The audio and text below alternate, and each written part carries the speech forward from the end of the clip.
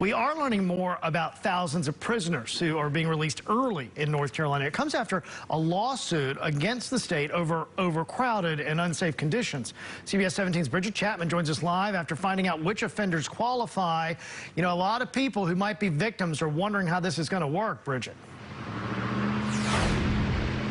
Yeah, that's right, Russ. And on average, DPS says about 20,000 men and women are released from prisons in the state every single year. And now this is adding thousands more to be released early this year. From the onset of the pandemic, the safety of our communities, our staff, and offenders has been job one. Safety takes focus as state leaders discuss thousands of prisoners being released early. It stems from a COVID-19 lawsuit settlement involving the state and civil rights organizations.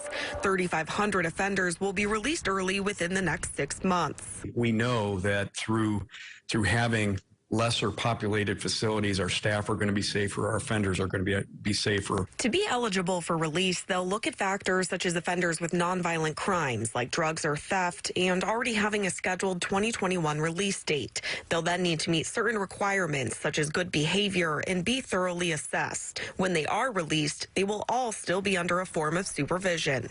The safety of our communities is our primary concern with every release decision or transition decision that we make. The Department of Public Safety says roughly 13,000 offenders and staff have been infected with COVID-19 in the past year. We have tragically lost staff and offender lives to this invisible killer. Prisons weren't built with social distancing in mind, so the state says they've been working to reduce population since before the lawsuit. The settlement also calls for COVID-19 safety with testing, vaccines, and PPE.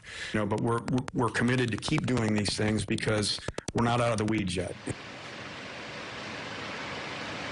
The settlement ends after a year or if the COVID-19 state of emergency is lifted. And Russ, you mentioned victims wanting to know what's going to happen. They will be notified whenever there are updates. That is a system that's been in place. Reporting live in Raleigh, Bridget Chapman, CBS 17 News.